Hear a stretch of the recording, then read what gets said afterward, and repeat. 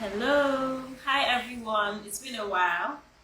So I'm just going to wait a bit for Honorable Shay to join us.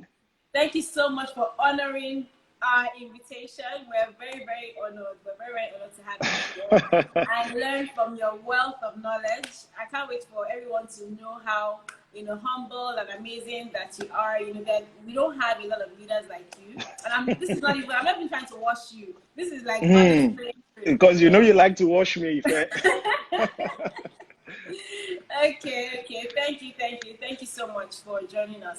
So, without Thank too much you for ado, having me. yeah, I know a lot of people have questions to ask you and stuff, and I also have a Hmm. lot of questions to ask you. So let's just get Okay. right into it. So, All right. can you tell me a bit about yourself and about your journey and a bit about your journey to politics? Because I'm sure as we go on, I'll ask you some more questions. But just tell me briefly about yourself. Okay. So once again, thank you, Ife, for having me. It's my pleasure and it's a privilege to come on this AGS tribe. I've been a big fan of the tribe and love the work you're doing.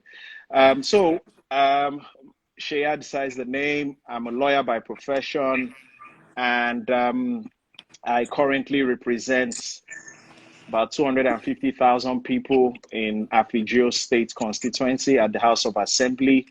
Um, I my journey into politics is I don't know if it happens to everybody, but from a young age, I kind of had this feeling I was going to go into governance. To be honest, I don't know how it got into me. I don't know where it came from. I just knew. So, when we were in secondary school, when people were asking questions, should I do science? Should I do commerce? For me, it wasn't really a problem. I just knew that I was going to go into government at some point. So I did arts. I studied government. I liked it. Then I went to A levels in London. I chose politics again as one of my subjects.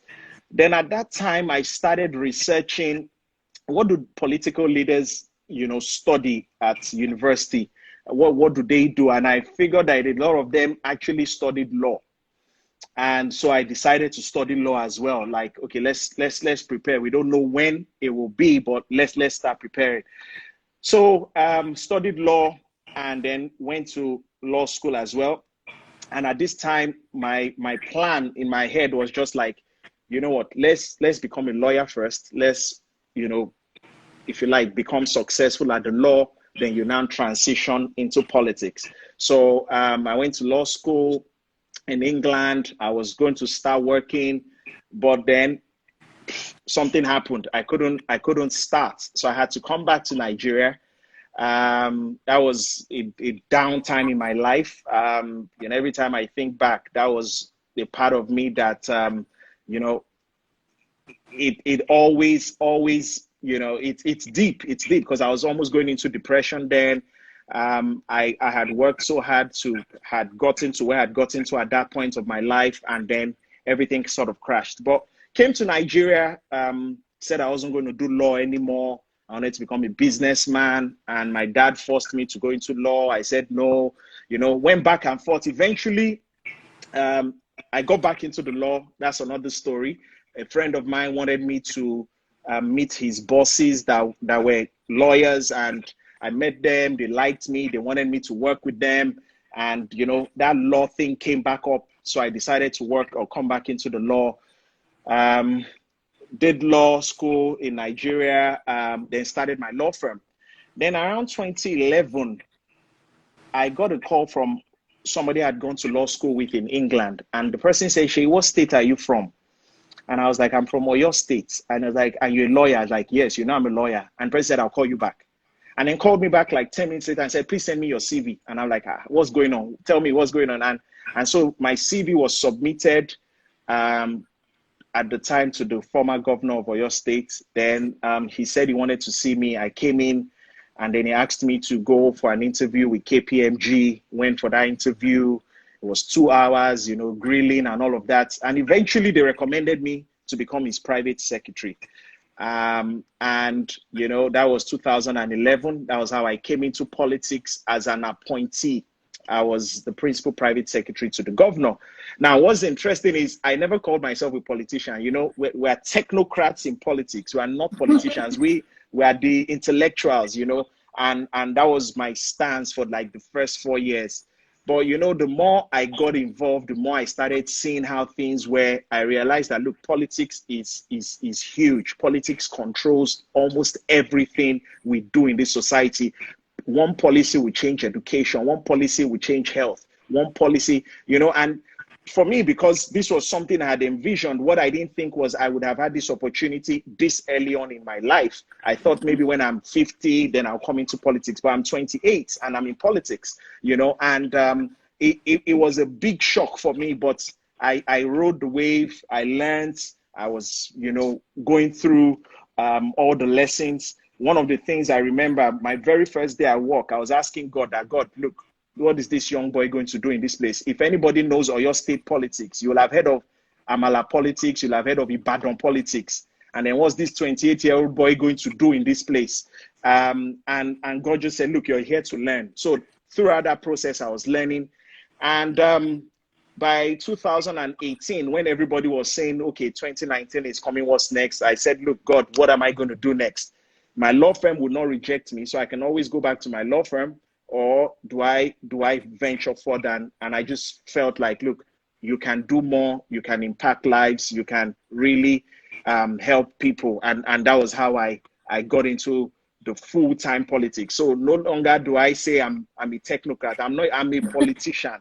And now we're trying to get more politicians on board. We're trying to get more people into politics. We feel that a lot of people have been afraid, and I'm sure many people have this sort of story where they just know that I'm supposed to be in governance and I'm supposed to be in politics. But you know, that game is dirty, and that game is not for people like us, and that game is for people with big tummy and big this, and I'm just a testimony and a witness that actually somebody like me can get into politics. And if you know me, ask people that went to King's College, they'll tell you, Shade, no, if we were going to pick 100 people to do politics, I would not have been there.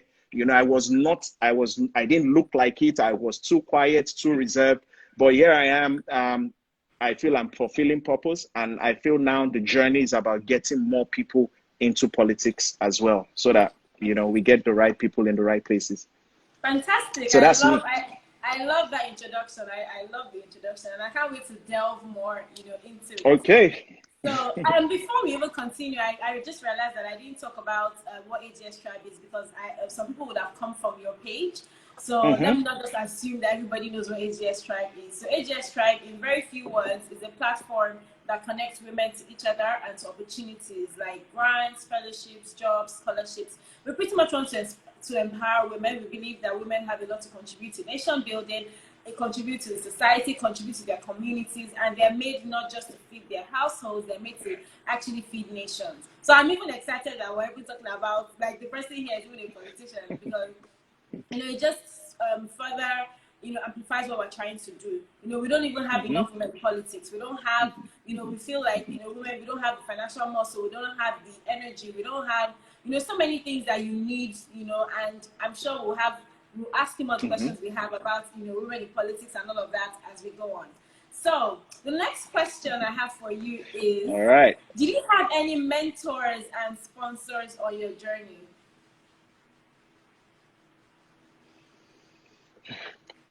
So mentors and sponsors. I don't come from a political background. My dad is a chartered accountant, my mom's a banker. I don't have any uncle in politics. So there wasn't really anyone I could look up to. I remember in 2011, I started looking for someone that was a lawyer and was also in politics. And at the time, Professor Yemi Osinbajo was the person that came to mind, but obviously had been Attorney General and had left. But how would I get him? How would I know him and stuff? So I fashied. And when he became vice president, I said, yeah, you know, I should have known this man by now. But my mentor that has taught me politics, that has taught me, you know, politics in, you know, bringing development to people is my former boss. I think he has been instrumental in my journey. He had worked in private sector, so he obviously came with principles from the private sector, and he brought it into politics. And more than anything else, he's an achiever. He knows how to succeed, and I think he's my biggest mentor. I have a lot of role models, and I don't call role models mentor. I don't have the permission to. So I have people I admire. I still admire our vice president, Fela Durotoye, and a few other people like that, Reverend Sam Adeyemi, and people like that. And John Maxwell. So I'm also a John Maxwell leadership coach. So I'm big on John Maxwell. A lot of the leadership content that I teach now is from John Maxwell. So yeah, those are role models for me. And I think if I were to call someone a real mentor that was actually investing in me, it would be my former boss, Abiola Jimobi. Yeah, I love that you spoke about him, because his wife has also been on one of our sessions, and she was absolutely inspiring. I learned so much from her, and and she had a lot of good, to say about her husband. So you can just tell the kind of person that he is. And I've also read a lot about him, and I remember how I met you. I still see your DM, and I was like, oh please, I wanted to reach the governor and blah blah. Yep. I don't know what gave me the guts.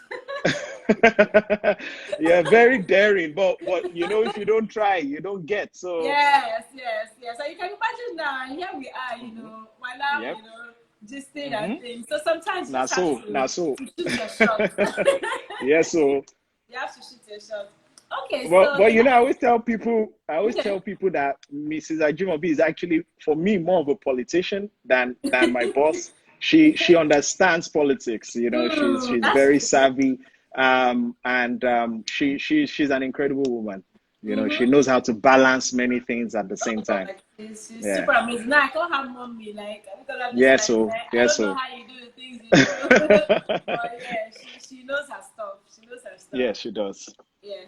Okay, so were you always a whiz kid? Because I know that you're super smart. Whiz kid.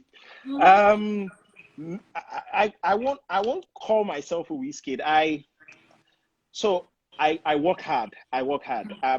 Some people just, when it's exam time, they just enter exam or they just smash it. No, me, I must read. But I read and I pass. But I've had my own fair share of failures as well. So even though, yes, if I felt I was a top of the class student, but I remember failing in secondary school. I went to King's College, and if you know King's College, there's junior school and senior school. And so when we transitioned to senior school, as a boarding house student, it was tough. I had been a senior and junior in GSS 3, and then I came to SS1. Then I was a junior. I suffered. So I struggled seriously. My grades started dropping. That was tough. When I got to A levels, I failed business studies. I got an A. And within the next year, I got an A. So I was able to turn the A back to an A. But the fact is, I failed first. When I got to university, I failed EU law. I failed some subjects, So I've had my own fair share of failures. And even when I started this job, as I said, when KPMG recommended me, they wrote so many nice things about me, but they said he has no public sector experience. So you know how consultants, when they write your strengths, they write your weakness. So the weakness was no public sector experience. But the governor took a chance. It's like he's a young guy, he'll pick up. But I remember the first few weeks, we were missing appointments, we were missing things, we couldn't find letters. I was like, oh my gosh, and that was, failure in the highest level. And sometimes if you're in a small office, if you fail, nobody notices. If a governor misses an appointment because of you, it's like the whole state has failed because of you. And so the magnitude of the pressure of that job, and just picture a small little boy wearing suit and tie, acting like a technocrat all over the place. It was tough. But I kind of, through all these experiences, one of the things I learned is that experience is not the best teacher. evaluated experience is the best teacher. So you must take the lesson from the failure. You must take and failure is not an event. It's part of the process. It's like when you say trial and error, you're trying, then you fail, then you try again, then you fail. It's like it's part of the same thing.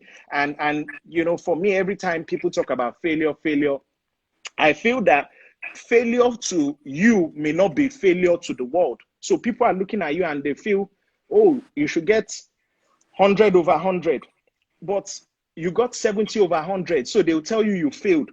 But if they know where you're coming from, 20 over 100, then 70 over 100 is not failure. 70 over 100 is a good pass. But the world will look at you and say, boy, you should have gotten 100. You should have gotten this. You must check the matrix people are using and search within yourself and say to yourself that, okay, look, you know what?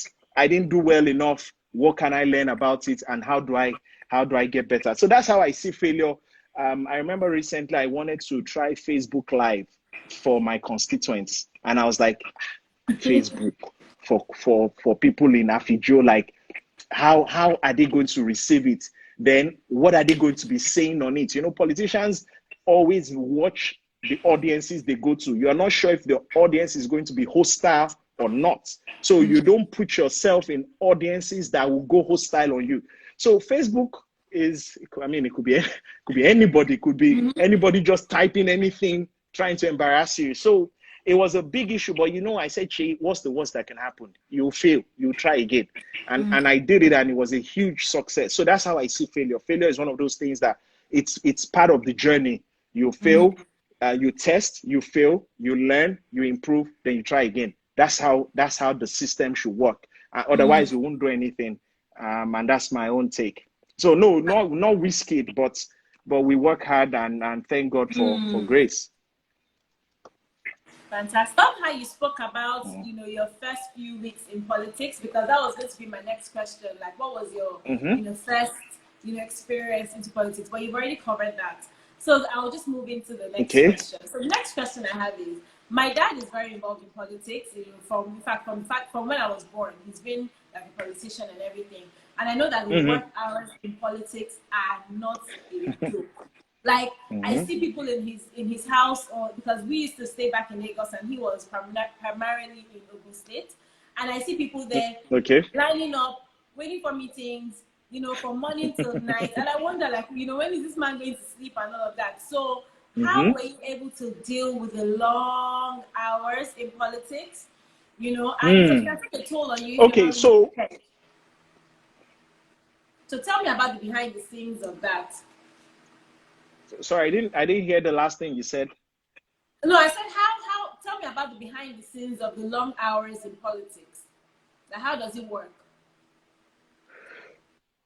And how are you able to so to be honest, when you work, so obviously politics comes in different places. You could be in the local government, you could be in federal, you could be in states. Now, I worked with the number one citizen, the governor. In Oyo State, we have about 10 million people.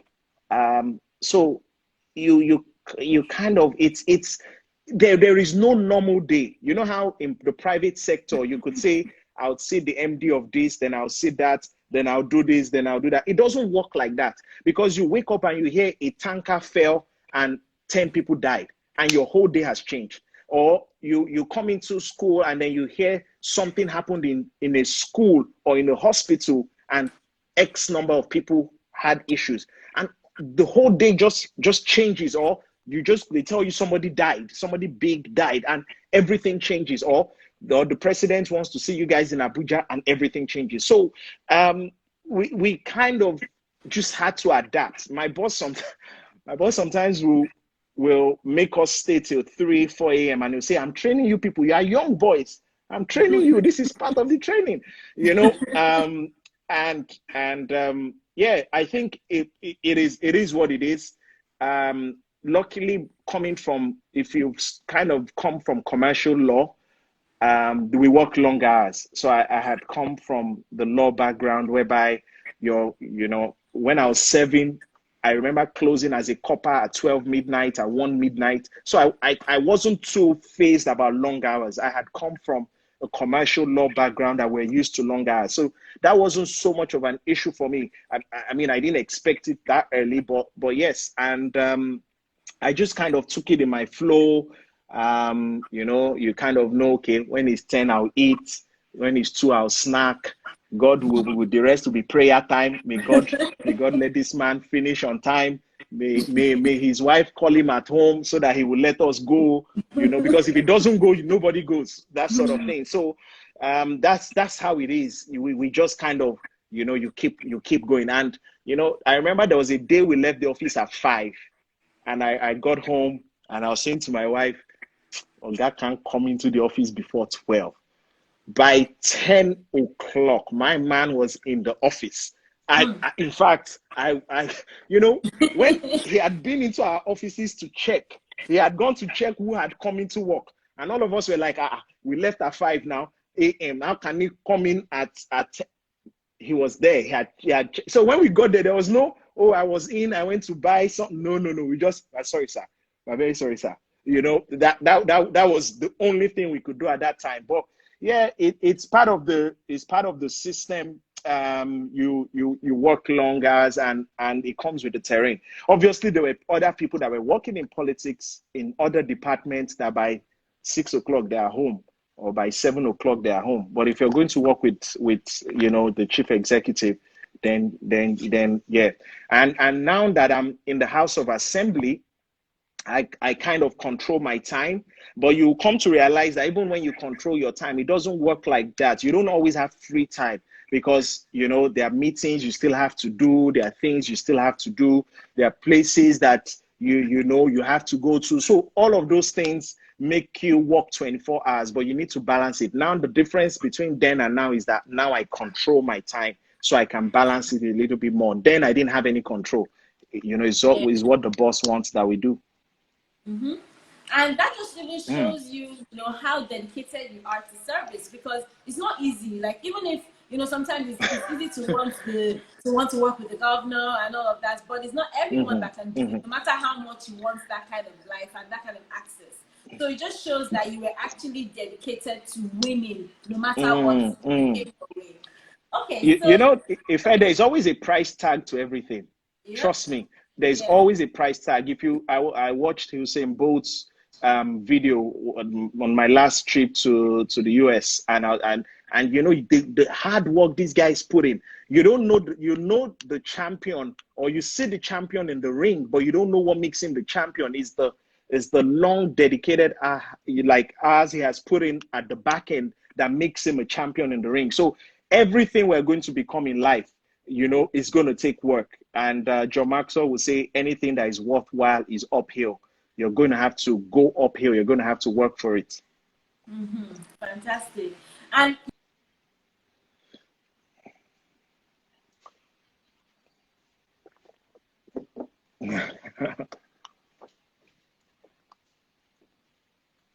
and then you had plans that, okay, this is how your day would go, and then they told you that, oh, you're traveling, and normally you always have like a bag packed in the car just in case you need to travel impromptu. But on this day you Yep. didn't have it, and then you literally had to Yeah. call home and say, quickly pack up my stuff, and then they passed it to you through the window and all of that, Yes.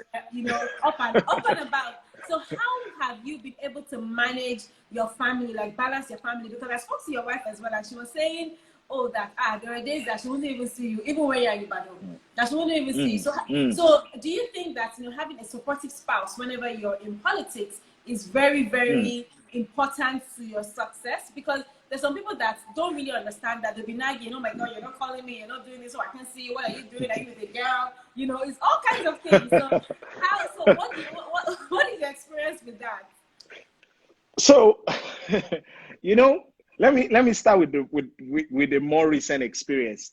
When I wanted to contest, the politicians will say, we want to see your wife. And I'm like, what's your own with my wife? What's your business? Do you understand? Like, is my wife the one? But they said they will tell you that we don't want a wife that when we come and see you, when you get into office, we'll lock the gates, or we'll bring out the dogs and we'll say we cannot come in. We don't want that type of we want to ensure that you have the support of your wife.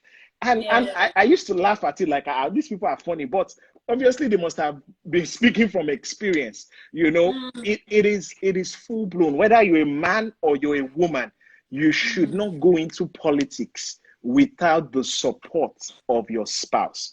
Do you understand? I mean, I remember the first 4 years we were, living just two of us, and she would have to come and open up the gates for me at 4 a.m., at 3 a.m.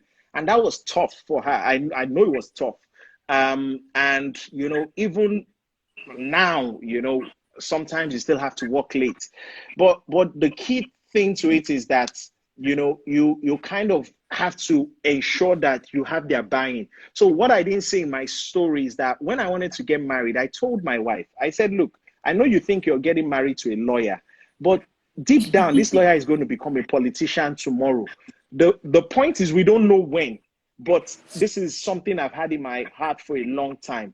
Maybe when I'm 50, maybe it's when I'm 45, I don't know, but I'm going to go into politics at some point. So please beware, like buyer beware, sort of thing. And she was like, okay, I understand. And thank God I told her then. So when the opportunity came 2 months after we got married, because we got married July and I got the job in September 2011, 2 months after, the opportunity came up and voila, we're in politics, and she obviously, supported me then. Obviously, she wasn't expecting it to be like this. Nobody expects this sort of thing, but she's been very, very supportive.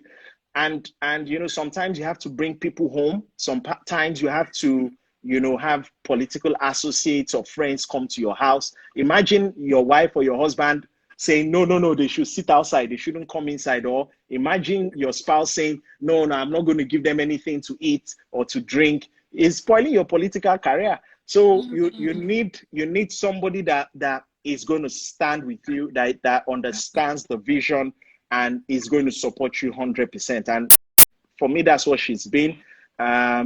She does many things. That's just one of them for me in politics. And I feel if you're going to go into politics, whether mainstream, i.e., you're going to get elected, or even if you're just going to be an appointed officer like a commissioner or a minister, it's full on. It's your whole life, your family, your wife, your kids. And then do you ever think about it when they start to abuse you on social media? It affects them as well. You understand? They also get the brunt of the, when people start, harassing, or they get that end of the stick as well. So you need your spouse to be with you, to support you if you're going to go into politics full time. Wow, I've met her and she's super amazing. Like she's so quiet, she's so calm, so sweet, and I'm like, oh my god, you're lucky. You're lucky. Well, she Ife, she's only met you once, but she's very nice. But she's only met you once. Okay. So, okay. I hope she's not watching also. She will definitely watch. Even if she's not here, I'm sure she'll watch it later.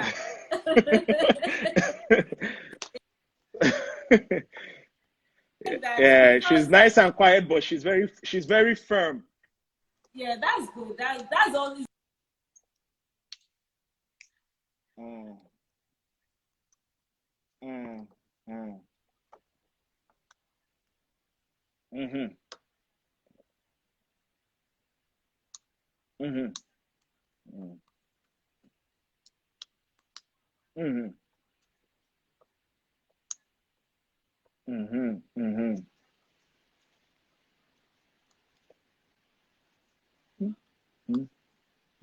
Okay.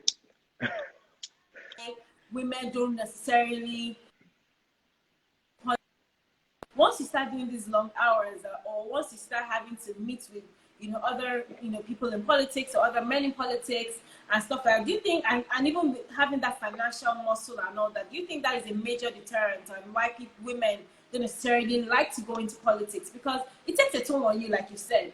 And imagine if it's the woman that has all that power, all the influence, all the energy and everything that comes with it. Do you think these are some of the reasons why women don't necessarily go into politics? Because I don't know, there's sometimes what if you don't have that discussion with your spouse? What if you didn't know that you were going to go into politics? What if it just came as an opportunity and you just thought, okay, let me try this out, and then you're not really prepared for it, but as you go on, you start to enjoy it. How would you deal with that? And how would you advise a woman who wants to go into politics if the person hasn't even had this discussion with their spouse or anything like that? Okay, so let me start with the grassroots. So the grassroots women will tell you that they call us prostitutes for being in politics. Because you imagine a campaign, you can't tell when your campaign is going to end.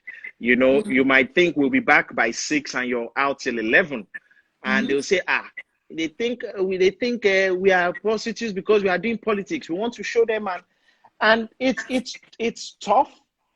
But I believe, just like I said about my boss, I believe my boss's wife, Mr. Ajimobi, is more of a politician, and I say that because she knows how to manage things well, and I believe women are better managers, and I say that with all sense of responsibility. That I just believe women are able to balance things better. But the honest truth is that these are constraints. So, usually if we talk about the private sector and you want to get into a career, some women will have to put their career on hold until they sort of raise their family first before they do that, and that's private sector. Now, picture that in the public sector, so definitely that's a challenge that women face. I think it's something that it's like an extra hurdle for women, but it's not insurmountable. I think it's again with an understanding spouse, with a spouse that is ready to support, that knows that this is this woman's passion and calling and gifting, that she should go into it and is ready to support, then I think women can definitely do it. But I'm not going to lie, it's an extra hurdle for women to look at. But having said that, women just sort of, men can sometimes be very narrow. We want to do this. Women, every time I have an idea, so my wife is on my team. So every time we have ideas and we're bouncing ideas, she would just say, but what about these people? And I'm like, how did you think about those people? Nobody on this table even remembered those people. You understand? And that's the woman in her intuition and all of these extra gifts that I believe women have. So without a doubt, it's an extra challenge, but with the right support system, if such a woman puts systems in place, if she has the right team, one of the things you learn in politics is that you cannot do everything by yourself. I for one, I'm Seyi Adisa because of my team. My team make me who I am. I have communication, I have people in mobilization, and I have my admin team. I have all of these people working to make me who I am. So Seyi Adisa is not one person. Seyi Adisa is a team of people that make Seyi Adisa work. And I think if women are going to be successful, they need to build a solid team, a solid system that would help them be able to balance their home, their family, and their career in politics. I think it's not insurmountable, no doubt. It's more of a challenge, but with the right system, they can get it right. Okay, fantastic. Thank you for that. Okay, so you're one of the very, very few humble, politicians I have met. Like I even mentioned at the beginning of this video, you've been in politics now for probably about almost 10 years, and you've met all the people, all the most powerful people in Nigeria. You have influence, you have access, and all that, and you still remain humble. Even people that are not even in politics who have maybe equal access or a little bit of access, they have like this chip up their sleeves. So how have you managed to, live a life of humility and service? So, two things that come to mind immediately. I think you need to have people you're accountable to. For me, that's, I said my wife plays many roles. I think that's also one of her roles. Um, she's not in the spotlight. So when I come home and I'm gisting with her, she's like, "No, you don't do that, or you shouldn't have done that." I'm like, "No, no, no, it's not Malo. This is how we do it." And she's like, "Nah, man, you shouldn't have done that." So you need people that will kind of reset you a little bit and kind of get you back on track. I think that is key. The other thing I believe you need to have if you're going to stay grounded is you need to have strong values. Um, a lot of my values are from my relationship with God. I feel humility is something because you're in leadership doesn't make you better than other people. You don't have two heads. It's a privilege for you to be in that position. It's not because you're smarter or you're sharper or it's just the fact that God has allowed you to become or to be in that position part time. And I feel that when you have such values, you don't have an overvaluated an overestimation of yourself. You just believe that, look, I'm here for now. It's a temporary position. I'm not going to be here forever. So let me try and see as many people as I can help in that position. So my perspective is very clear. My perspective is very clear. We go into politics for different reasons. People go into politics for fame. People go into politics for money. For me, I went into politics for development. I feel that the purpose of politics is to bring development to our people and to our communities, and that's why I do what I do. And so, with that perspective, and this value that you're not better than people, you just have the privilege to be here for now. I think those things kind of keep me grounded, so I don't feel like, I mean, trust me, I've worked, as you said, I've worked with a governor. That's power magnified. I mean, our executives are strong in Nigeria. Our system makes the president or the governor very strong, and I've worked right, up and close to that. And I know that you need strong values. You need strong values to keep you grounded. Otherwise, you feel you can do anything and you can be anybody, and nobody, it doesn't matter.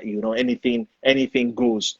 But we know anything doesn't go, and like everything else in life, nothing is permanent. So I think have somebody you're accountable to and have strong values that will keep you grounded. Okay, so why did I run? So the first thing is so as I said, when I started in 2011, my mandate was clear. I was in politics to learn. And when it got towards 2018, I started to ask again, like, okay, God, what's next? We are leaving office in 2019. We've been here for 8 years. We're going to leave. So what am I going to do next? What was next? And obviously, as I told you, I always knew I was going to be in governance, but I didn't want to assume that, oh, so next thing is just start running for office. So I kind of needed that check in my spirit to make sure, look, this is what I'm supposed to do. And when I kind of got the all clear that, yes, you can do more. I felt I had seen a lot of politicians that they just, they are just in power. They've come into power for whatever reason, and they are not bringing development. You go home to your local government and you just see simple problems like no water, no light, no this, no that. I'm like, how difficult is this thing? Now, remember, I'm coming from a place where I've been learning. I've seen a governor working and making changes, and I just felt, Shay, you can do more than this. You can actually make a difference. You can help impact the lives of these people. So that was my mindset. I came from that mindset that no, I can actually do more than this. So the next thing I started to look for is, okay, what are the elective positions that are available? So obviously there's local government, like local government chairman and all of that. Then there's the House of Assembly, then there's House of Rep, then there's Senate, and there's governor presidency. So I looked around in my local government and I saw that the House of Assembly seats was being rotated. And as God will have it, it was being rotated to my town, my part of the constituency. So so I did some research. So number one thing I did was research. I started researching, what do I have to do? The second thing I felt I needed to do is, okay, now I'm from Afidjo, but do the people at Afidjo know me? No, they don't. I've been there a few times, but I can't for a fact vouch that people even know who this guy is. So the next thing I said to myself is that I need to start to do impactful projects that will touch the lives of people. So I started to look for challenges they had. I started to look for the developmental issues they have. So I went to a community, they had not had light for 2 years, and they just because their transformer got burnt. So I started to look for ways to help them get a transformer. I went to some other communities and I saw that, look, they didn't have water. And then I started to look for how to get water to them, whether it was a borehole or in some places a well, you know. And I'll go to schools and I'll see children without school bags and, you know, sitting on the floor and things like that. So I started to try to create impact in the lives of these people. Now, that is in terms of community work. There's also the political part, which is joining the political party. So I decided, obviously, that I'm already in a party by reason of where I'm working. So I decided to go home. I registered in my ward. I registered in my local government. I did my INEC registration and all of those things. So I started all of those registration processes. And then I now started community engagement. I started meeting the bricklayers, the tailors, the pepper grinders, the traders, the Christian association, the Muslim association, what you call grassroots movements. You know, when people talk about grassroots, that's what they mean. It's not me and you on Instagram. It's the guys right there in the communities. You know, I'm meeting the students, I'm meeting all of these people. So I start the process of engaging them, and I start telling them that, look, this is what I want to do. This is why I want to run. And as you can imagine, if a lot of them are very skeptical, a lot of them don't trust politicians. They've been failed too many times. They've seen people come and promise, we will do this when we get into office. We will do this when we get into office. And 4 years later, 8 years later, they don't do those things. I remember going to a village one day and they were talking to me and they were saying, oh, Ejo, no, Honorable, Ebawa, show me, we don't have water. Please help us. And I'm thinking to myself, in the 21st century, these guys are telling me they don't have water. Do you understand? Like, water is not a luxury, Ife. You know, all of us, we open the tap, we almost forget that, you know, people struggle for these things.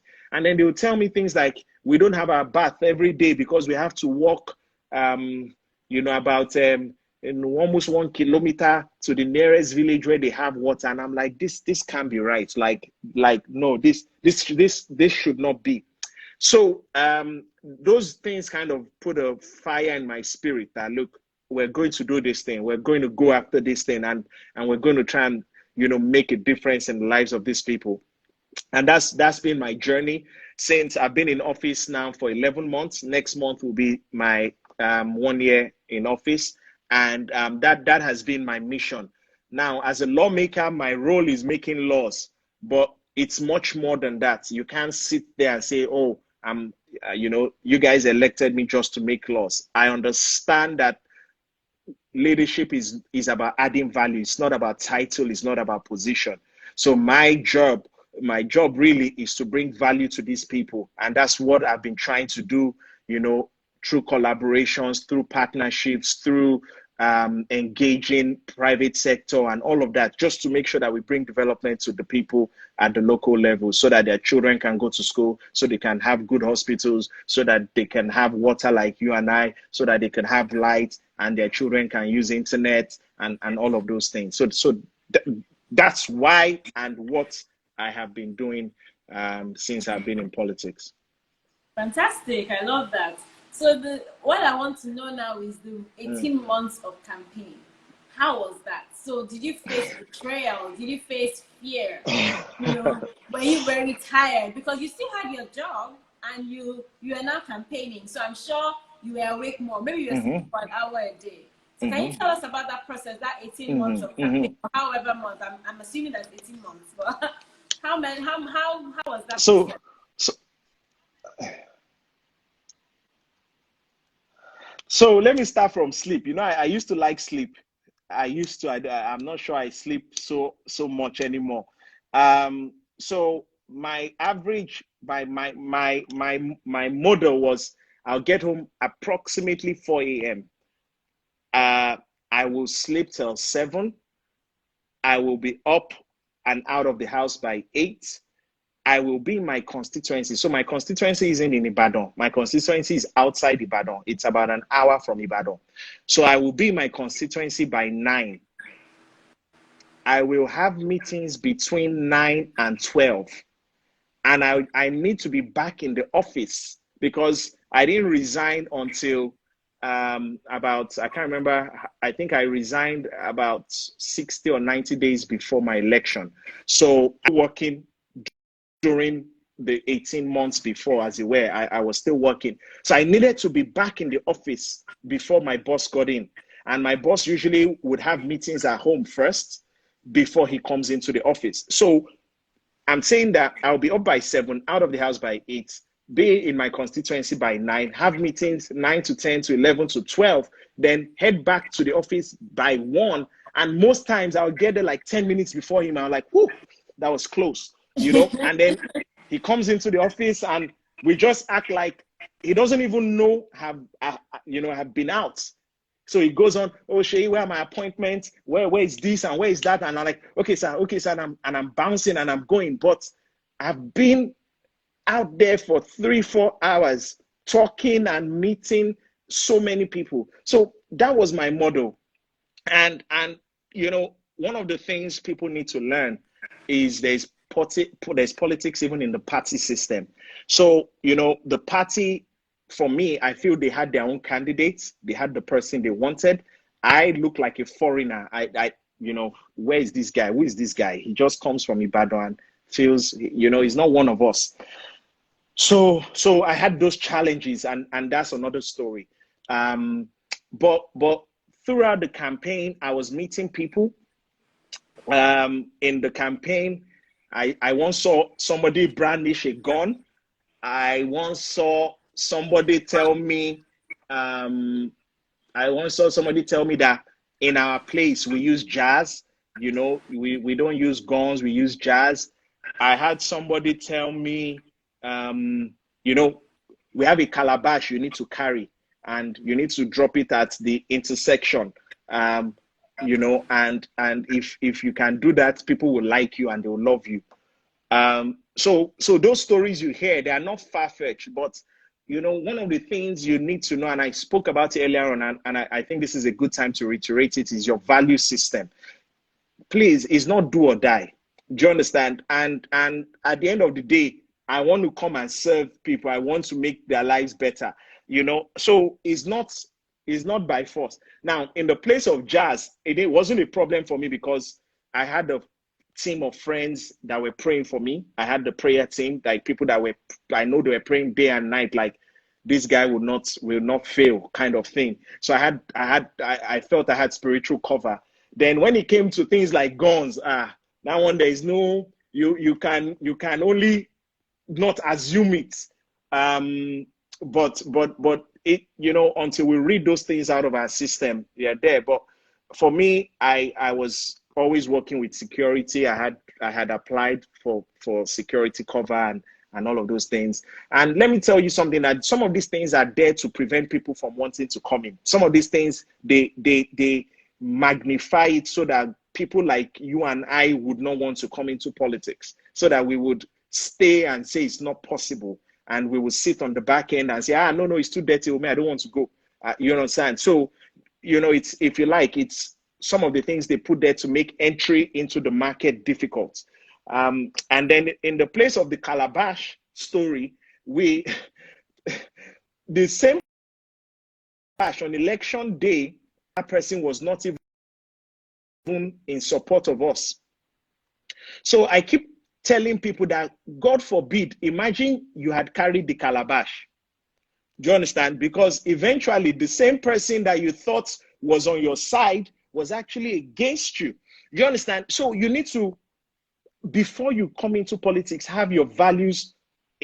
There are things I will not compromise. There are things I will not do. There are things that, if that's what will make me win, no problem. I don't need it. Do you understand? Because those were the things that kept us from, succumbing to a lot of things. They kept saying so many things. You do this, do that.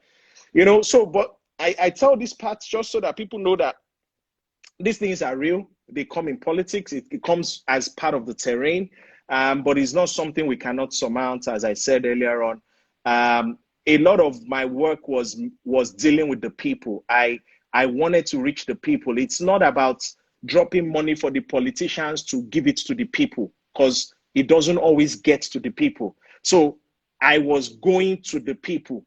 The Okada riders, we gist, and the tailors, we gist, and the shoemakers, I go to their meetings and we gist. Do you understand? And I know what their issues are. And the guys that are grinding pepper, I know who they are, and I know their chairman and their secretary and their PRO, and we gist, and I know where their issues are. And you cannot represent people properly if you don't know their problems. Sometimes we politicians are too far from the problem. Our offices have made us, our head is out of the ground, or our head is in the sky. So we are not in touch with the people we are actually there to serve. But you need to stay close to them, because the closer you are to them, the closer you see more of the problems and you can solve it better. Welcome, guys. Thank you guys for joining us again. So I'm going to go into it, because now we have only 1 hour, so that we can still ask all the questions that we have. Okay. So, and I love how we ended the last time, and I love how we're getting into this particular session, because the next thing I want to ask you now is, you talk a lot about politics and development. Like you wanting to do things differently, stuff like that. So what does it mean, really? Politics or development? What does this mean? Politics and development, politics or development. What does it mean? Okay. So politics of development is for me, our own brand of politics. You know how we always talk about, we don't have ideologies in Africa.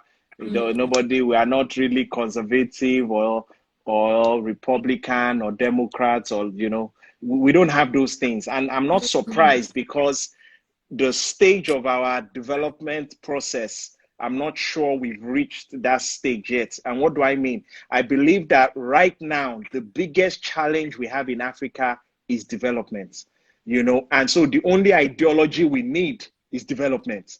And, if you look at it closely, you could be in education, you could be in health, you could be in media, you could be in any of those sectors. But politics is the biggest platform in all of them, because politics cuts across education, health, and everything. So I believe the biggest platform should solve the biggest problem. And that's why I said politics should be synonymous with development. Anybody going into politics in Africa should be looking to bring development to their communities. Now, what do I mean when I say development? I'm talking about development of people. Our biggest assets in Nigeria, in Africa, is really our human resources, our people. So we're talking about making sure that our people are developed, they are the best, they have all the opportunities like counterparts in the West and in the Middle East and in Asia, the same things that they have. So we need to develop people. Then the other thing is we need to develop our communities. So when we talk about communities, we should have, the same thing we see in the Western world. We need to make sure that, those basic water, light, all of those things are not the same things we're talking about up till now, So develop people, develop communities. Politics should be the solution to solve some of those problems. So politics of development is strictly saying we want to use politics to solve development problems. And that's the biggest problem we have in Africa. Fantastic. I love that brand, because development is everything that we need right now. A lot of people are doing it in their own little buckets, but I'm sure if people like, people who have these same ideologies get into Hmm. politics, more can be done. Yes. Definitely, I love it. We I love need what more you do. people. We need more people in politics. Forget Welcoming. what they told you before. Yeah, so if Welcome to you join me, guys. especially, we are waiting for you. Welcome. You show me all the ropes, how to not run away when I see a gun. No, you see, when the conviction is there, when the passion is there, there are very few things that can come in the way of a man on a mission. When you are driven, when you know your heart, you have a passion for something, there are very few things that can stop you. Do you understand? So that's how I say it. I mean, just picture the day I saw that gun come in front of me. I was like, hey, is this a friend or a foe? Is this an enemy or who is he? Do you understand? So those things, but the next day I was out again, and the next day I was out again, and the next day I was out again, because what was driving me was bigger than the fears I was Yeah. facing. What I was trying to achieve was bigger than some of these things that they were throwing on the way. Do you understand? Like, okay, this would happen. Oh, this. I mean, I remember somebody coming to tell me a few days before election that, you need to come and see me. And like, see you for what? He said, there's something we need to blow into the air, and then everybody will like you. I say, eh? You need to blow something for them to like you. That's how they do it. Or you blow it and everybody will like you. I said, I don't. If they cannot like me with what I've been doing, and they don't need to like me. Obviously, hey, we made it, and because we didn't succumb to any of those their offers, now we don't feel like we are under bondage to anybody. We don't have to go and be greeting somebody, or we don't have to say, somebody won't threaten you and say, you better come and see me next week, or you better come and see me. We don't have those fears, because we didn't have to deal with any of those people. We just stayed true to our principles and our values, and God has been kind. Fantastic. Somebody asked here about what have you done differently, and that was actually going to be my next question. So, what have been Okay. your greatest achievements in your political career, and what have you done Mm-hmm. differently to Okay. what politics other politicians have done in the past? Okay, so one of the things I always say to people, and if kind of been getting between the lines, is the first thing people need when they want to get into politics is the heart for the people. Do you understand? If you don't have a heart for people, no matter how smart you are, you would eventually manipulate the people. Do you understand? Because the people must always come first, and that's the honest truth. What have I done differently? I have been at the forefront of pushing development. Now, I can list a lot of things. When we talk about education, education is broken into three sectors. So you have students, you have teachers, you have infrastructure. Students, we have been doing back to school. We've been giving them bags, books, textbooks, and all of those things. And we're also helping them with things like brain boosters and all of those stuff. Teachers, we've been giving them welfare, and we've been training them, and we've been helping them. Then infrastructure, we've been painting schools and helping schools. Then when you go into health, we have been doing free health missions, bringing doctors to treat people, and surgeries and all of those things. And then when you go into sports, we've done competitions whereby some of our people have gone on to have trials with football clubs and things like that. And then when you come into skill acquisition or youth engagement, we have been big on that, because as a young person, I believe, we need to help a lot of young people, particularly the SME space. My foundation, 7-Eleven, does a little bit of that in the city, but at home, we've also been very big on making sure more young people gain skills. And even as I speak, I'm working on Agric and ICT programs for that. But you see, the point is this: it's not the doing that makes the difference. It's the being. You need to understand that I must be a person that wants to do good for the people. So when things come, you understand, your response is, how do I help people? Let me give you an example. When coronavirus came, nobody has been through this before. And it was a test for every political leader. And I sat down with my team and we said, what's the first thing we need to do? The first thing I believe we should do is, what do the people need? They need information. So we started advocacy. We started reaching out to people. You know, people are in villages. They don't listen to BBC or CNN. So we need to get the messages to them. We need to use radio. We need to use robocalls. You know, robocalls whereby you call, have a recorded call that rings on their phones. And then, you know, so we had advocates like volunteers going in and helping people and all of that. Then when we felt we had done a bit of advocacy, the next problem was food. And then we thought to ourselves, okay, how do we get food? So what we could muster, we gave them food items. And then obviously that wasn't enough. So we went back into the community. We partnered with business communities, businesses. And then we went for a second round of food palliatives. Then we sat down again and then we said, okay, now what is the problem again? Then the next thing we're like, okay, look, there needs to be an orientation. I think people are not yet getting, they're still saying Corona is not real and is government lying to us. And then we now started doing Facebook Lives and stuff. Now, at the start of this year, those were not my programs. I didn't plan any of those things. Yep. But when you have a heart that is looking to help people, when the issues come, life is 10% of what happens to you. 90% is how you react to it. And so what is more important for me for a politician is he must have a heart for people. Because I won't tell you do 10 things, do these 10 things to be successful, or do these 20 things and they will like you. No, I'll tell you, go and make sure your heart is for people, so that no matter what comes, you're able to help them. You're able to make value or bring value to their life. So that has been my own model, and that's how I've been trying to bring change. So yes, there are programs, but it's really about being people-centric. I love how you've explained it, because obviously I've followed your journey and I've seen all the things that you've done and all of that. But I'm sure that there are people on this call or people who will probably later watch the YouTube and they don't know you, or they've not seen they've not followed your journey and all of that. So I love how you highlighted, you know, some of the things that you've done and how, you know, you're positioning differently as a politician or a young leader actually in Nigeria. I would hope to see more people like you. So thank you. Next thing is, if you were given a choice or a chance to amend the Constitution without interference or anything like that, what would that Constitution be?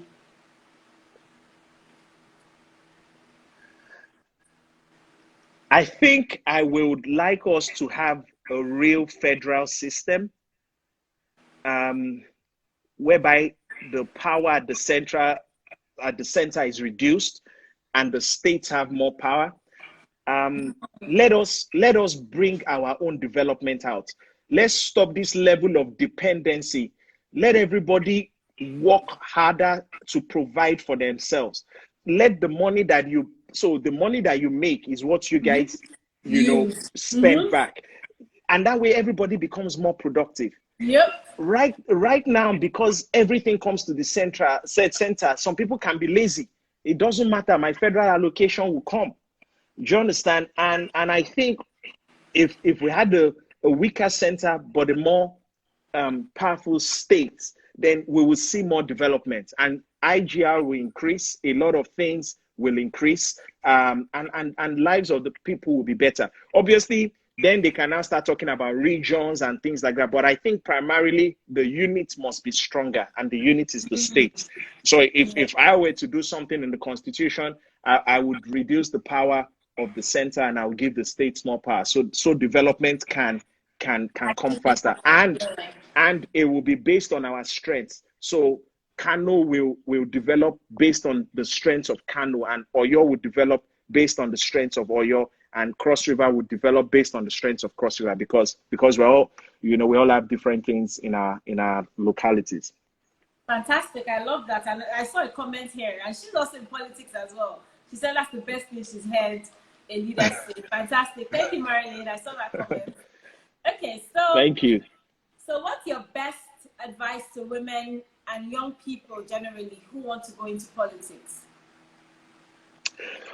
My best advice is, I think we need to start to prepare. A lot of times when they talk about not too young to run, you know, young people must come. And I'm quick to add that we don't want to come just because we are young. We want to come because we have something to add. You understand? Don't just say because we are young, give us a space at the table. The older guys won't roll over anyway. Yep. They don't plan to leave. Do you understand? So they won't tell you, oh, just come because I'm young. We must start to prepare ourselves for leadership.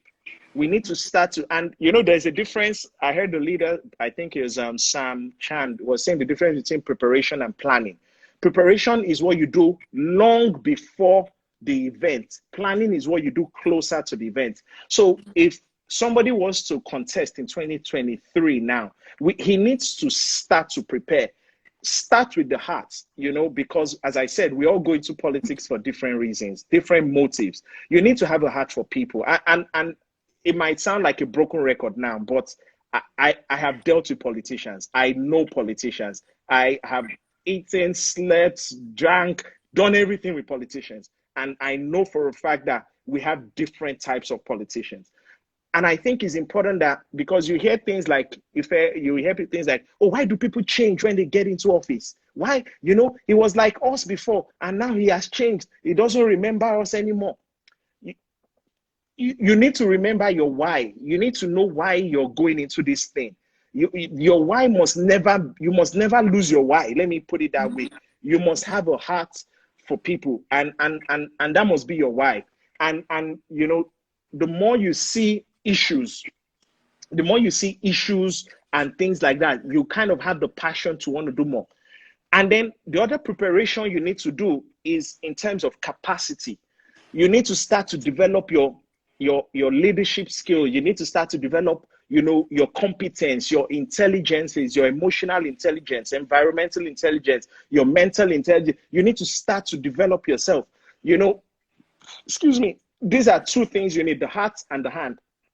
There's a guy, I always look at the Bible for a lot of things. David was one of the greatest kings. They said he led with his heart, integrity of his heart, and the skillfulness of his hand. And for me, that must always be the checkpoint. So your heart must be right, and you must have skills. So because we don't want good leaders that are useless in terms of capacity. They don't have any competence. We don't want that. We want people that want to do well and also have the skills and capacity to do well. So what I would advise women and young people is they need to start to prepare for that period. When it does come, they are ready, because the opportunity will meet people that have been preparing. When opportunity and preparation, when they come together, then you have success. So that's what I think we need to do more of. Then obviously become more politically aware, the things you need to do, your voters card, your registration, whatever party of your choice, and all of those things. It's all part of preparation.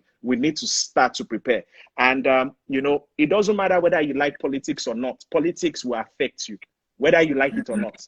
You understand? You might say, oh, politics is dirty. It's not for people like us. The honest truth is that politics will affect where your children go to school. It will affect what hospitals you use. It will affect the traffic on the road. It will affect everything that concerns you. And so it's important that we don't start to act like, oh, it's not for all of us. We need more young, viable leaders in politics that will talk technology, that will talk real development, people with a pioneering spirit, people with entrepreneurship in their heart, people that have capacity to really bring change that we want. Otherwise, we'll just be recycling the same guys that have been there.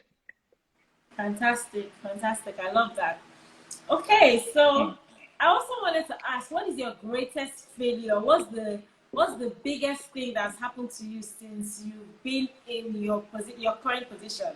Like, what's the biggest mistake or failure that you've experienced so far? In my current position or in politics? Okay, politics. Let's keep it simple. Politics. I think it's not maybe realizing very early what for the first 4 years. If you had spoken to me, I would say, oh, if I'm not a politician, no, I'm just a technocrat in politics. I was shying away from responsibility. It was almost like we are there, but we are it's not for us. And I I really feel that part of the responsibility I have now with hindsight is that actually, Seyi, not many people at your age are in this sort of position. And therefore, when you look at it, you have a responsibility to get more young people across the bridge. You need to get more young people coming into this space.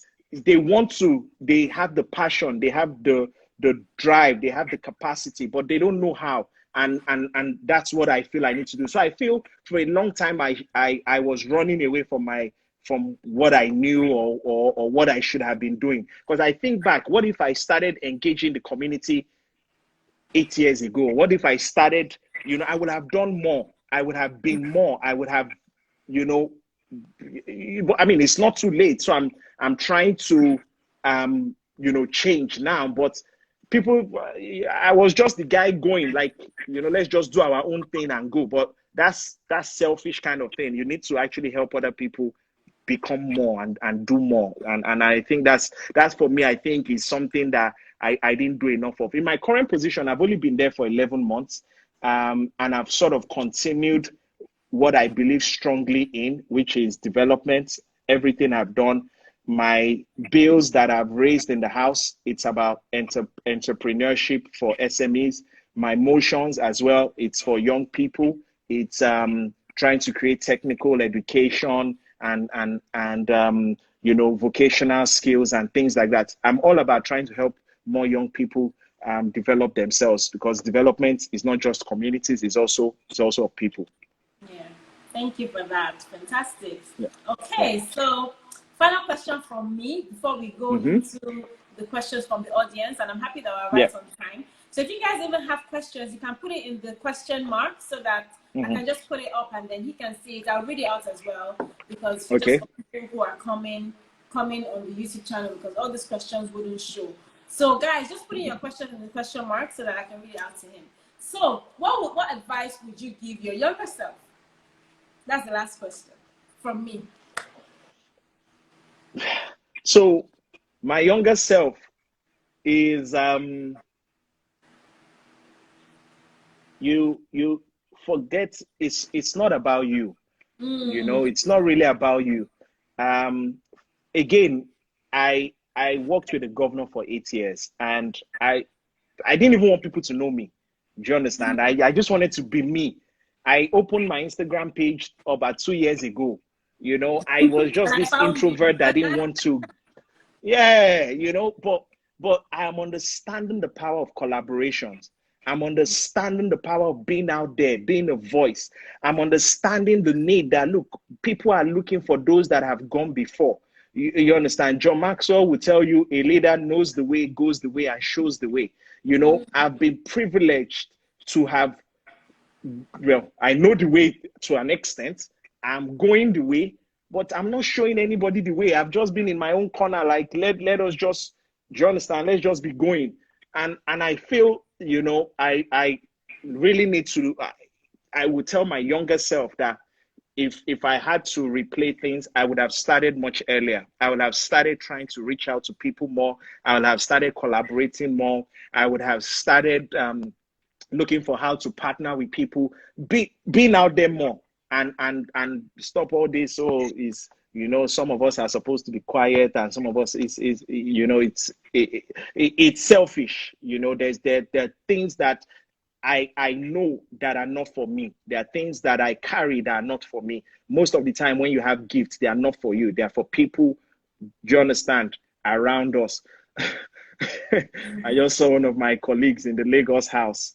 I'm calling him out. Adewale Temitope, one of my colleagues at the Lagos House of Assembly. So, I just feel I could have done more earlier. But it's not too late. We're trying to make amends now.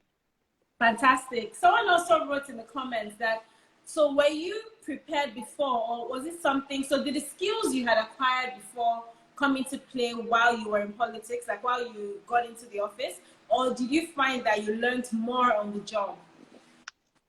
So it's like when people ask me, was there any point studying law? Oh, absolutely. So, the point is, people think when you go to school, you go for the certificate.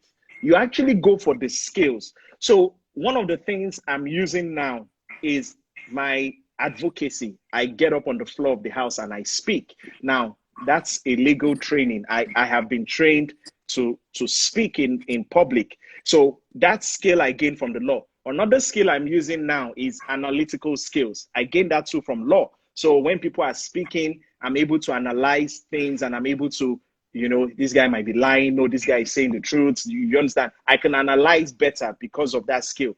Another skill we must have is listening skills. You need to be able to listen and hear what people are not saying, and listen more, talk less. Again, I learned that if you go to a lawyer's office, he will let you talk, and then bring out what you need. So I gained listening skills. So I was gaining skills all through, the whole legal process. And now maybe I know why those political leaders studied law, because, there are skills that you gain.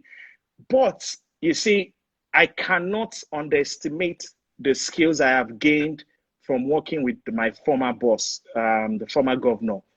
There are certain things called people skills, as in knowing how to manage people. They don't kind of teach you in MBA school, and they don't teach you do you understand? There are some things, my boss might have 5 people in a room, and he will be speaking to the first person, but he's not actually speaking to the first person. He's speaking to the 5th person. So he's speaking loud enough to the person, but his message is actually for the last guy standing. And so by the time he speaks loudly to that first guy, by the time he gets to the last guy says, oh, no, I don't, there's nothing, I don't want to say anything, because the guy has gotten the message. So when you deal with somebody that is so intelligent and has really been successful, he has what you call success principles. And I think I gained a lot of that. So everything I am today is a function of the skills I've learned and the teams that I'm working with. As I said earlier on, I have a team. They make my work easy. I have people that, help me in communication, in administration, in community mobilization. I have, they make me who I am. So my skill set, yes, but the people I work with also make me who I am. I love this question that someone just asked. Thank you for your last response. And the person said, what programs or plans are you putting in place to replicate your type of grassroots politics? Because a lot of people are pretty much after their stomach gains. Okay, so so I have a leadership program called I Become, and I Become is something I'm taking into the universities in Oyo State. So we started at Lead City before the coronavirus. We're going to go to UI, and we're going to the Polytechnic, and we're teaching leadership and politics. And the idea is that through that, I would have been able to get another generation of young people, if you like, immersed in this mindset. The first thing is to understand that everybody is a leader and everybody has the capacity to lead. The question is, in what industry are you going to lead? Is it in education, or is it in health, or is it in politics, or is it in, do you understand? And then those of them that we find in the political space, we would now take them through community work. So we have programs with the SDG, whereby they would have community development programs using the SDG. So there's a program that has started. We're thinking of converting it to online now, but we're still working on that. So there's the I Become program. I'm also, creating some courses for people that want to know more about the how of politics. We can talk about the why and we can talk about the what, but I can't really talk about the how because everybody's at different levels. And so we need to sort of bring that home.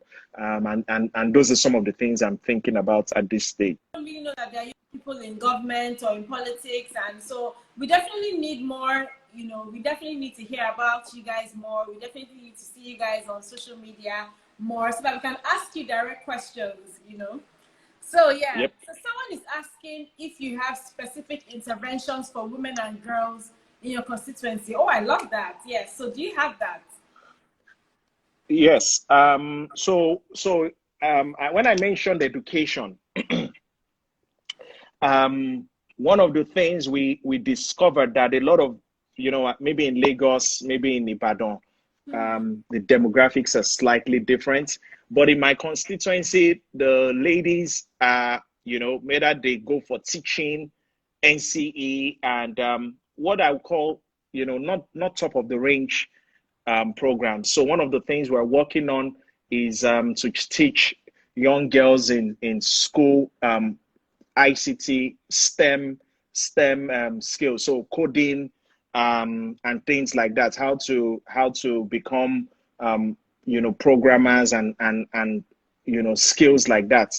That's something I'm working actively on. I concluded the program in terms of strategy just last week, and by the grace of God, by June, we hope to launch that program. But yes, we're trying to get more young ladies into ICT. I think in them we have brilliant programmers and developers, and they need to stop forcing them to do just tailoring and hairdressing and some of the things that their parents have all done, and they feel every girl in that area must do the same thing. I think is wrong.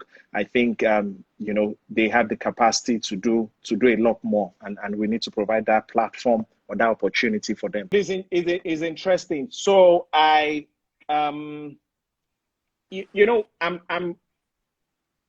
mindful that everything is a learning process. So I've worked 8 years with a governor in the executive. Now I'm in the legislature and I'm in the opposition. So for me, it is wonderful political experience. I feel this is me being able to see a broad spectrum of how the executive works and how the legislature works. And not just being in power in the legislature, being in opposition. So now I'm having to know how it feels on the other side. And luckily, the house, when we're together, where we tell each other that when we get into the house, it's not about parties, it's about the development of the people. So yes, sometimes party matters come up, as they would always come up, but a lot of times the primary focus is development. And the speaker, Right Honorable Debo Ogundoyin, is a young guy. He's somebody that I admire and respect, and he gives me the same respect as well. So in the house, I think it's right now at this stage, there's a lot of cooperation, there's a lot of collaboration. All of us are trying to bring development to our constituency. So it's not so difficult. But when politics does play its part, as it would sometimes, you have your say, but the majority will have their way. What are your key governance issues in Oyo State? What are key governance issues? I think, okay. So now they're going deeper and deeper. Deeper. I think one of the challenges is, and I'll be honest, is continuity.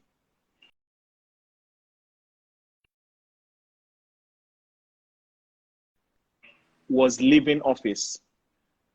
We had the 25-year blueprint for what Oyo State should look like. We were talking about agricultural hubs, we were talking about cultural town, we were talking about industrial hubs, we were talking about smart city, media city. When the new government came in, everything changed. We're not talking about those things anymore. Now we're talking about the plans of the new administration. And for me, it's how do you balance that? Do you understand? So I think when you want development, you want continuity. When you think about Dubai, when you think about Singapore, when you think about even Lagos, we're seeing development because there is continuity. If we had continued in the same party, we probably would have been talking about those plans. But the plans have changed because the party in charge has changed, and it presupposes that the party that is there now has its own agenda. So therefore, I think one of the biggest challenges of governance is lack of continuity. I think it's one of the things that stifles development, because you can be going in one direction and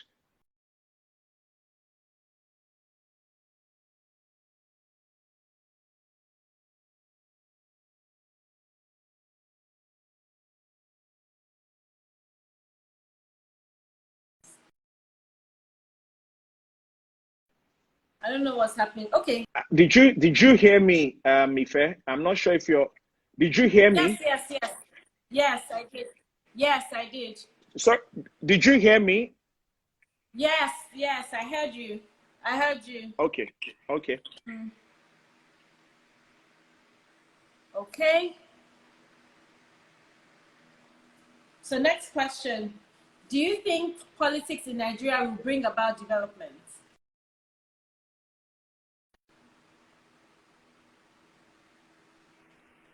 Well, that's our plan. That is the mission we have on our own hands. That's why I've been shouting politics of development, is because we want to get more people in that space. We want people to focus on development. And when we talk about development, we're not talking about just giving people items and take picture. When they just say, okay, we give them motorcycles and we took picture. It's not that sort of development we're talking about. We're talking about real development of the people, real development whereby we're giving them new skill sets for the new world we're going into. We're talking about extending the agri value chain so that more young people can get into the agricultural value chain and can be digital marketers and can work in administration and can work in supply chain and all of those things. I think really that has to be the plan. That has to be the focus of every politician at this stage of our development ladder. There is no point saying, oh, I'm progressive, I'm conservative, because those things people don't understand. They'll just tell you that you left this party and you went to this party. What's the difference? There are no real ideologies. But I believe that if we make development our ideology, then we will see more of that in our spaces, and that cuts across education, health, media, sports, youth, in all the sectors really. So I think that's what politics must be synonymous to development. Fantastic. So the next question is, what is the place of sponsorship and mentorship in politics, considering godfatherism in Nigeria? That's a very loaded question. Very. Um, so so now I think sponsoring is, I mean, just like in the private sector, you need sponsors. You need people that will mention your name when you're not there. You need people that will be able to say, look, actually, this guy will bring this. And I think when we talk about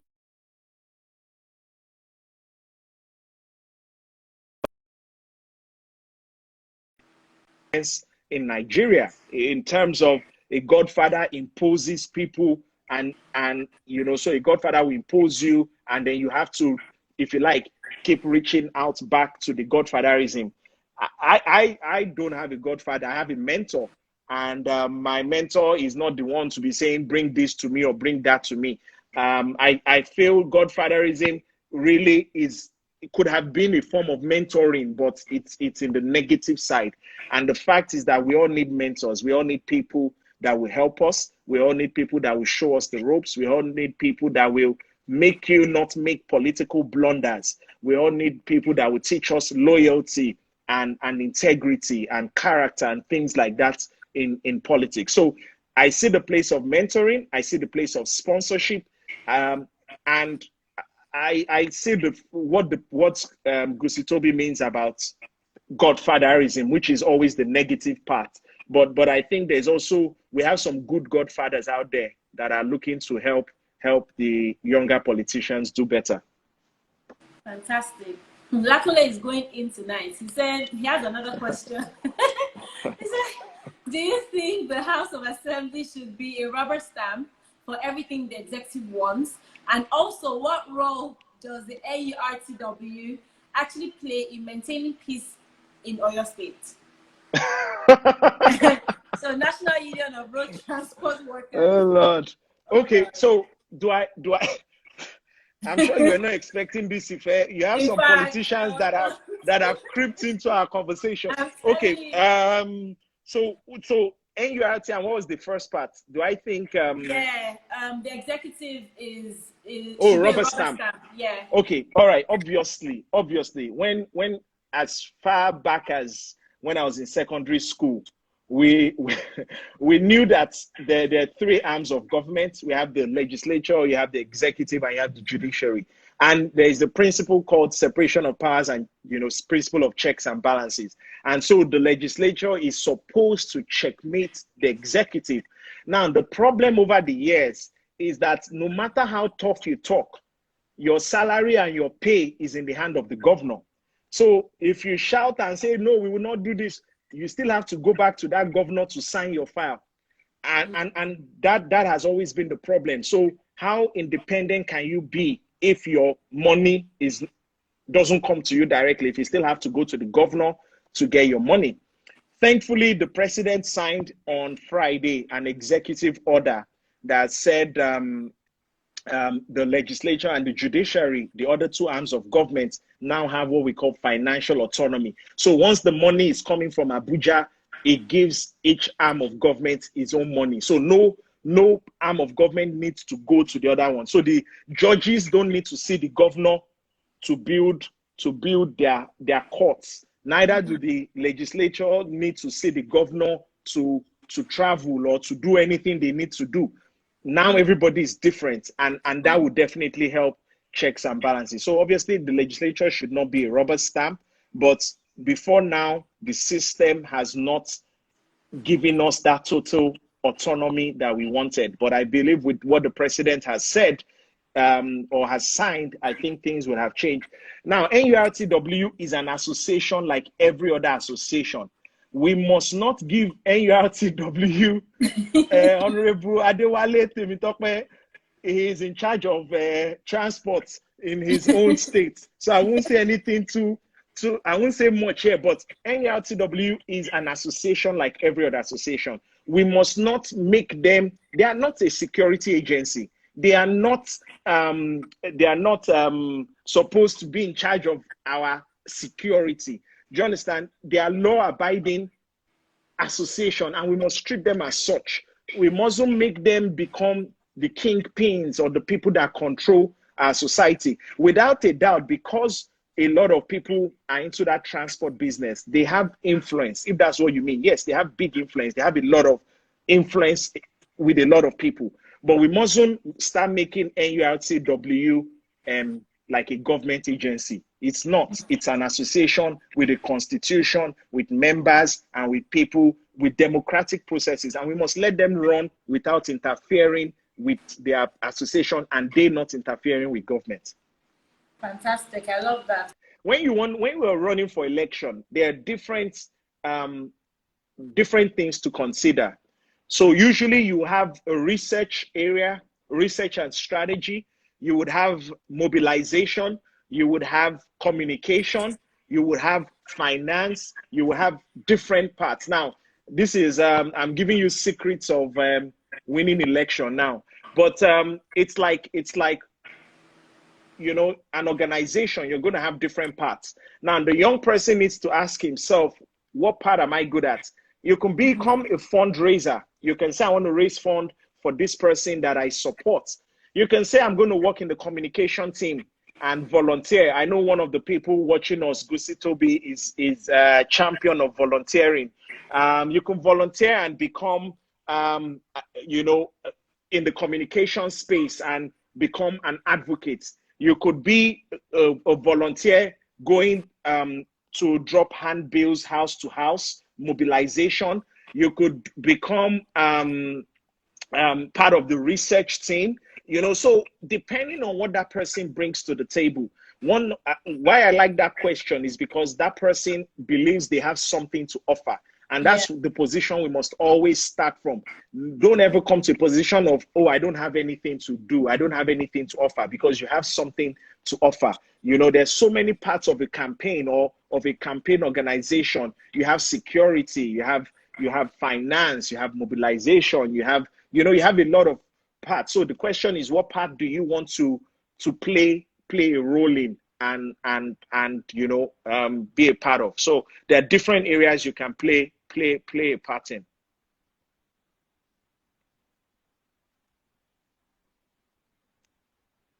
Yeah, I see planning and strategy. Yeah, exactly. So there's usually a research and strategy team, and if that's what you feel you're strong at, then join that part of the campaign. So someone is saying that, so these people that volunteer, how do you reward them after being appointed? Okay, so whenever we get volunteers, there's usually an understanding. Now, when you say, how do you, if you like, compensate them, then what was the purpose of volunteering? Was it Yes. for the compensation? Was it delayed payment? You understand? Was the understanding that this is not really volunteering? This is, you are working, but I'll pay you later. But be that as it may, I feel it could be as small as recognition. Do you understand? You could have a certificate for people that were part of your volunteer. I used to volunteer when I was at university. I volunteered for an organization called Millennium Volunteers. If you volunteer over 100 hours, and they gave us a certificate, and till tomorrow I have it on my CV. So that is a way to recognize people and appreciate people. If you are saying money, then that's not possible. How many people do you want to pay? Also, is the fact that when you're in campaigns, or volunteers, you're always looking for people that have a right fit. So you might find somebody that is very skillful, and when you get into office, you can put them on your team. If you have somebody that was a good administrator, he can become an aide to you, an admin officer to you when you get into office, and so on and so forth. So, but you mustn't go with an entitlement mindset. Please, when you're volunteering, don't go as if they owe you something, because you might be disappointed and you might feel like you've been used and dumped. If you go out as a volunteer, understand what a volunteer means. It is me trying to help you achieve a goal. In the process, the other person might say, okay, I'll recognize you and whatnot, and if they can compensate you, no problem. But you can't guarantee that people will be compensated, and it's very clear when you're going into those things that you have an understanding of what you're going into. Fantastic. I love how you brought up entitlement, because a lot of people feel entitled in Yeah, Nigeria, period. absolutely. They just want to get things. They just believe that those things are going to happen for them without them even working. My desire, my mission is to let people in banking, in education, in whatever sector people are now, that if you feel there is a conviction within your heart that you're supposed to be in governance, that you're supposed to be in politics. Yes, you may have said, oh, let me go and learn a skill, or let me have a career first, like I plan to as well. But you must know that you don't want to live a life of regret eventually. You don't want to continue to sit and say, oh, I wish I actually did try it out. Please, politics needs the best of brains. Countries always put their best foot forward. They put their best people as their leaders. Politics is what showcases us. We need the best people in politics. Sometimes people get into politics through appointments, but not everybody can get appointed. So those that will get elected, please, if you're going to come out, reach out. Let's talk. I want more people out. So whether you're in elective position, whether you're appointed, or whether you're just going to be a support in terms of collaborations, in terms of think tanks, in terms of being part of the process. Enough of us sitting on the sidelines like it doesn't concern me or it's not for me. politics affects every one of us. And we need more people really desiring and saying, I'm ready to, it's not going to happen overnight, but I'm ready to start that journey. And then you start to prepare until the next cycle comes out. And one of the funny things I always tell people, Ife, is that when you are preparing, just be the best in your industry. Many times, as working with the governor, I've seen us look for people to fill positions, not because they are from your state, but just because we're looking for people that are good at whatever we're looking for. So there was a time we were looking for speech writers. Imagine you were the best speech writer. We would have found you and we would have gotten you on board. So in your space, be the best you can be. Like Ife now will become Women Affairs very soon. She's awesome doing what she does, being part of the AGS tribe. So just be the best at what you do right now, and let's be open. Let's be open to collaborations. We're open to collaborations, and we're looking forward to continue to work with as many people that are looking for development of people and communities.